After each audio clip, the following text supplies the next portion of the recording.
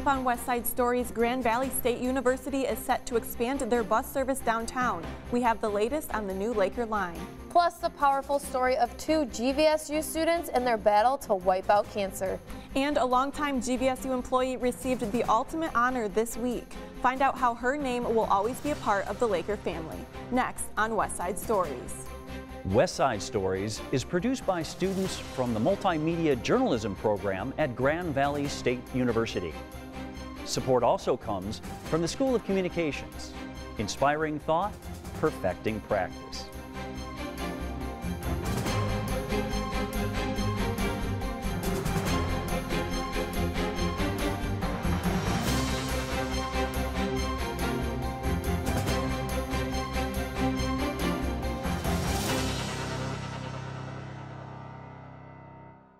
Welcome to West Side Stories. I'm Savannah Bressman. And I'm Mackenzie Sorrell. A familiar GVSU bus route is about to receive some major improvements. Starting this summer, the GVSU Campus Connector, known as Route 50, will officially become the Laker Line. GVSU officials say the Laker Line will make the trip between the Allendale campus and downtown Pew campus much faster. Reporter Elizabeth Barnes says these changes will be embraced by GVSU students who make the trip often. I think my bus ride would be more enjoyable if maybe the seats were more comfortable, if the ride maybe had less stops and it was quicker to go downtown. To wait sometimes, and sometimes I'm late or I have to ride a really cramped 50, so that's one big thing for me would be if they were more frequent.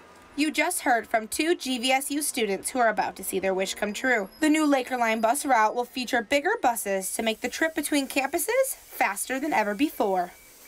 So the Laker Line is a bus rapid transit, or a BRT, that's similar to a train without the infrastructure that'll replace our current Route 50 in 2020. One standout feature about Laker Line will be that the buses will be larger than the present vehicles, holding about 50% more people than they do now. Right now our buses are 40 feet long that we use with the rapid, and they have seating for 40. The new buses will be larger, they'll be articulated buses, and they'll have seating for 60, and you can have between 50 and 60 people stand on the bus. There's 60 seats. This traditional Route 50 has 40, but that means there's that much more room for folks to stand as well. So there'll be about a capacity of 90 people comfortably. Along with larger buses, Laker Line will have services to help make the ride more enjoyable for riders. We'll streamline the route by pulling the stops closer to main roads like Michigan Drive and Fulton. The buses will have Wi-Fi, and there'll be increased service on the weekends and during the summer. According to Monios, there will also be level platform boarding, making boarding the bus easier and quicker. So the vehicles pull up to the platforms. It's called level platform boarding. So similar to a subway, the 3 doors on these bigger buses open and folks get off and folks get on, level platform boarding. So there's just a small gap that you can get on. As for paying to ride the bus, it will still be free for all Grand Valley students, faculty, and staff. But the general public will still have a small fee. There's off-board fare collecting. So again, not having to line up and queue in the front of the bus to interact with the fare box. I know that GVSU and Route 50 now, everybody can, kind of gets on because of GVSU's paying for the operating cost. That same feature will exist with the Laker Line, but students can use any of the doors to board. Monios says every stop on Route 50 will be redesigned with level platform boarding, along with other features to make waiting for the bus to arrive more comfortable. Canopies, 24/7 closed circuit, security cameras, emergency phones, seating, lighting. So it's much more of a kind of robust amenity in terms of waiting to board. Along with new buses will come new technology. Just a few more things that will help the ridership to and from the downtown campus. Larger infotainment screens on the vehicles that we can have a lot more of the real-time arrival and just more information that we can control on the back end. Monios also says they will be focusing more on keeping the stops close to Lake Michigan Drive instead of going on back roads. We're staying on Lake Michigan Drive at the Standell Walker park and ride lot behind the firehouse. Right now the bus deviates through that park and ride lot. The project, we're adding a traffic signal at Cummings So the platform locations will be at Cummings, the intersection of Cummings. When talking to McCraney and Kennedy about the remodel of the bus, they agreed and were excited about the changes. Yeah, absolutely. I think that sounds really cool. Having Wi-Fi on the bus would make it a lot easier to do my homework on the bus. And the fact that you can fit quite a few people on there is really a cool idea, I think. Yeah, that's a lot better because I have to plan my route a little more accordingly to make sure I have time to get myself downtown on time. So that's really nice that there's an option available that is still convenient for students and gets me to where I need to be with extra time. So I really like that, especially if there's going to be Wi-Fi on the bus and other things like that. That's really nice. In addition to Route 50 getting a makeover, Monios says the back of Grand Valley State's Kirchhoff Center's parking lot will also have some construction done. So what we're doing is fully rebuilding that entire area. So that entire Circle Drive all the way to South Campus Drive will fully be removed, excavated, rebuilt parking lot. We're pulling the apron of that pedestrian access way further away from the building, so there's a lot more room. Construction is just getting started in downtown Grand Rapids and is set to begin after classes are completed on the Grand Valley campus. The entire project will be ready to ride in August of 2020. In Allendale, I'm Elizabeth Barnes. The next big reveal of the Laker line is its color scheme. We will find out what the buses will look like at the ceremonial project kickoff on June 3rd. For more information about the Laker line, visit lakerline.org. In 1968, the Beatles released the White Album. Neil Armstrong was getting ready for a moonwalk, and Chick Blue got hired at Grand Valley State University. Reporter Austin Marsman introduces us to a GVSU legend who has seen it all. Most people only go to college for a few years and then they're done. However, Lynn Chick Blue has been at Grand Valley State University since 1968 and to this day wakes up every morning as the Vice President for Enrollment Development.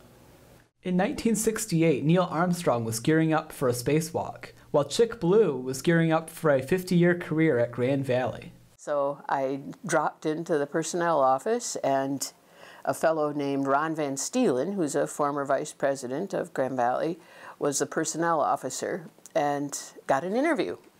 And then I got hired as a clerk typist. That was in September of 1968. Started on the 3rd of September. Blue has held 6 positions in 11 offices over the 50 years, and she says she's had the opportunity to be a free thinker. The thing that became really cool is that I could do more things. There was no stifling, you know, this is your job, you stay in this box, because I don't stay in boxes very well. She really enjoyed the mental challenge of helping GVSU design new spaces for its ever-expanding campus. I was lucky enough to be involved in a lot of the building committees. I think that was the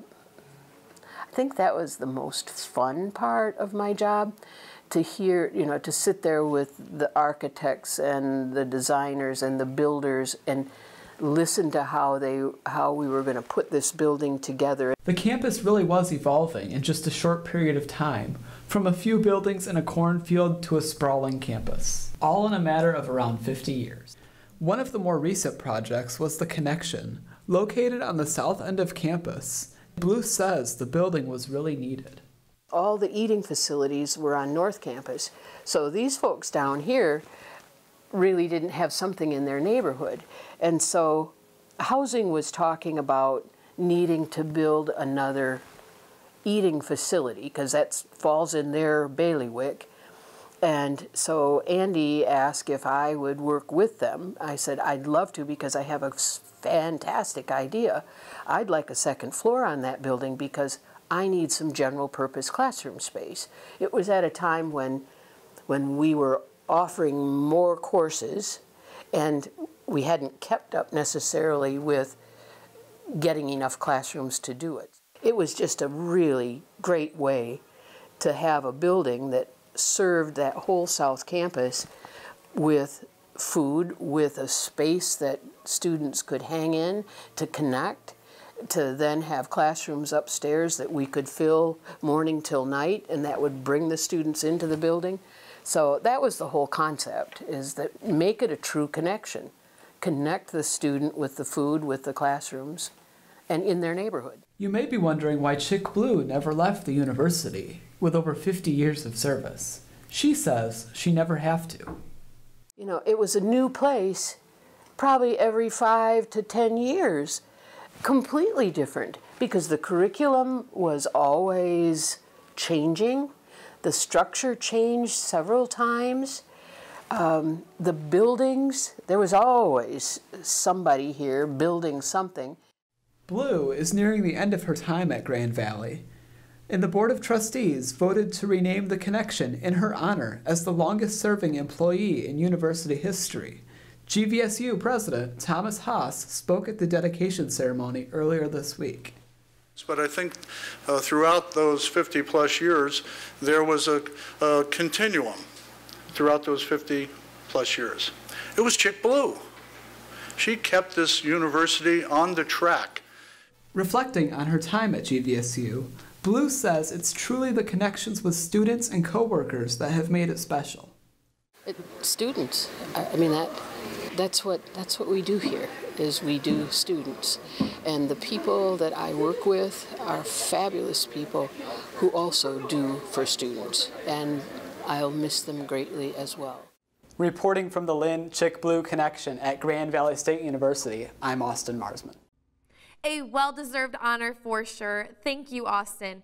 Chick Blue and her husband, Herb, have formed the Blue Working Family Endowed Scholarship to help Michigan high school graduates who want to go to GVSU but face financial challenges. You can learn more about this scholarship and about Chick Blue by going to gvsu.edu. Cancer will be the #1 cause of death in the U.S. by 2030. This is according to the Centers for Disease Control and Prevention. The CDC says the increase in reported cases of cancer are due in part to better testing techniques and an aging population in the U.S. But it's not just older Americans who are dealing with the disease. Reporter Eli Ong introduces us to 2 GVSU students who are experiencing cancer right now. She's my superhero, so that's why I know that she's gotten through this. It's just because she's strong, she's positive, she's so smart, and I know that she's gonna get cancer. This is the reality for many people who have loved ones affected by cancer at Grand Valley State University's Relay for Life. Megan Pearl's sister, Riley Pearl, is a student at GVSU who was recently diagnosed with melanoma, a form of skin cancer. Right after her January diagnosis, Pearl says her treatment process was an uphill battle at first. I feel like every time we went to the doctor, it was more bad news. And every time we went to the doctor, they were like, "You're so young, the chances are so low." And then we would come out of surgery, they would biopsy, and they would bring us back and say, "Hey, you know, it's a lot farther along than we thought. Like, we're gonna have to keep going. We're gonna have to do more surgeries and more treatment." Pearl's mother believes her recovery has been aided by the outpouring of support from friends and family across the state of Michigan. She's had people reach out to her from grade school, from teachers from, the Walled Lake School District that she grew up in, past coaches, her dance team and the studio that she danced at. It's amazing just the amount of support that we've gotten from the community and from our friends and from people that we've lost contact with that have reached out to share that we're in their thoughts and prayers, and that means the world.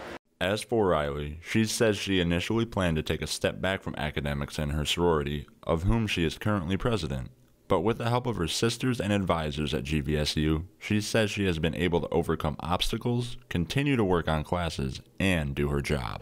They kind of had pushed me to continue going, and they said that's what you have a VP for, that's what you have all these women behind you for. And so even when it kind of had spiraled, and even when I was maybe gone from school for 10 days, they were all standing behind me. Pearl says this is why her and her family participate in Relay for Life at GVSU, because they want to use their experiences and resources to support other survivors. Another relayer that relies on his experiences as motivation to fundraise at Relay is Andrew Stevens, who is also a student at GVSU.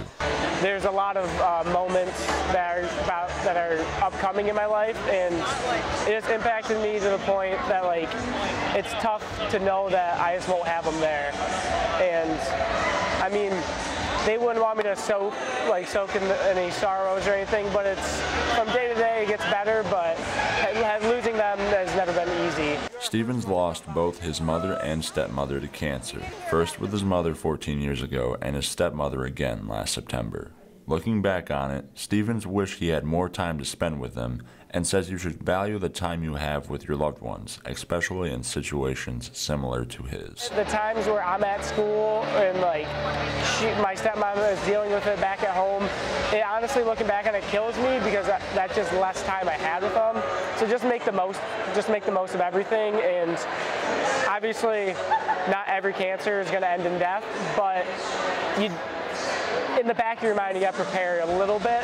In memory of those who have passed and in support of those who continue to fight, GVSU relayers raise money in a variety of ways. Stevens uses games at his booth to raise funds, while the Pearls sell wristbands. Okay, so my booth, since my stepmom has passed away, so recently we did this in honor of her. My mom's name is Jody. So we're Team Jody, me and a couple of my buddies, my close friends who were there for me for everything back in September. They helped me fundraise, we made baked goods, we have bra pong over here, and it's just something that, just a fun thing we thought of because we wanted to be involved, but we didn't really know exactly how to do it. And I've done this before with other groups, so I thought this would just be the best way, just to have some baked goods, some fun time, spend time with some friends, and just do this in honor of everybody. Yes, so these are these bracelets, and they were made by AJ Warner, who is the relayer for life. And one side of it is Lipstick Strong, and this is in support of his mom who has breast cancer.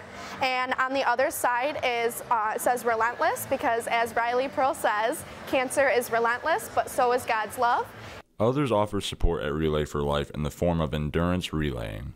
An endurance relayer is someone who continuously walks or runs laps for the entirety of their time at Relay. Madison Vance, a GVSU student whose father was recently diagnosed with cancer, completed 100 laps, or 25 miles, in honor of her father. I just found out last week that he had melanoma. They don't know what stage yet, but yeah, I'm just trying to be strong for him and doing these laps. He asked me to do 100, so I did 100 for him, and I'm going to keep going. Student organizations also get in on the action at Relay for Life. Alpha Sigma Tau sorority, this year's highest fundraising team with over $19,000 raised, utilizes year-round fundraising events that feature yoga, donuts, and a food booth at Relay to raise money. And then we had a fundraiser in February, which was Groove, like that went towards our Relay goal. And then in March, we just did a donut fundraiser in Kirkhoff. And then today, we've been selling walking tacos. And then we're also selling wish bracelets. During closing ceremonies for GVSU's Relay for Life, it was revealed that GVSU relayers had surpassed their goal of raising over $100,000 and look to raise the bar even higher next year. Pearl says she will be back next year and after having 2 surgeries is currently cancer-free.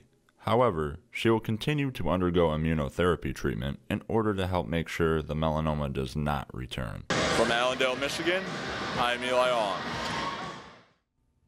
The American Cancer Society says they have invested close to $5 billion in cancer research since 1946. They say they intend on increasing their investment in cancer research to $250 million per year by 2021. Much of that money, they say, comes from Relay for Life fundraisers around the world. The New York Times recently published a story about bees that got a lot of buzz. It seems a cherry orchard in Washington State wasn't producing enough cherries and was in financial trouble. So the owner, Jim Freeze, turned to bees to save the day. Freeze purchased a large number of bees and put them in the middle of his orchard. And the next year, Freeze doubled his cherry harvest. Reporter Alexandria Taylor says most people don't know the value of bees, and they don't realize that the Michigan bee population is in serious trouble. There's a lot of arguments about why they're declining. I believe that it's overuse of pesticides. That was Michael Hinkle. He's the president of Farm Club, a GVSU student organization concerned with sustainable agriculture. Hinkle is worried about the bees' population in Michigan. Their numbers are down.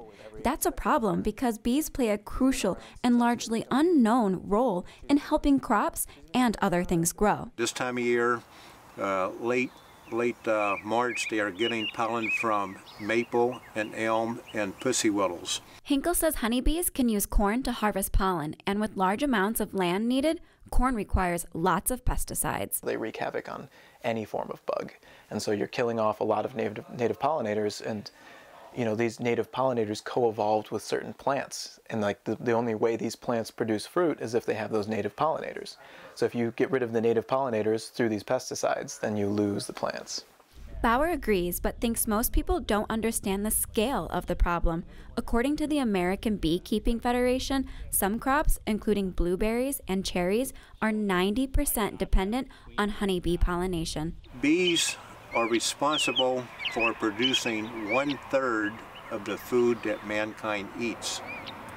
Okay, if we didn't have honeybees and pollinators, we would lose that 1/3 crop, which consists mostly of fruits and vegetables, and mankind would eventually starve out. We would have a famine.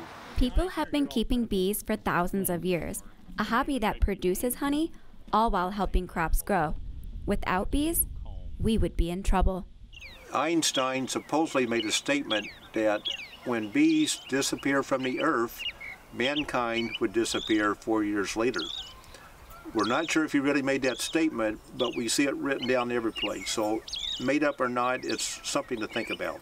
A recent study by Michigan State University has found that Michigan bumblebee species has declined by at least 50%.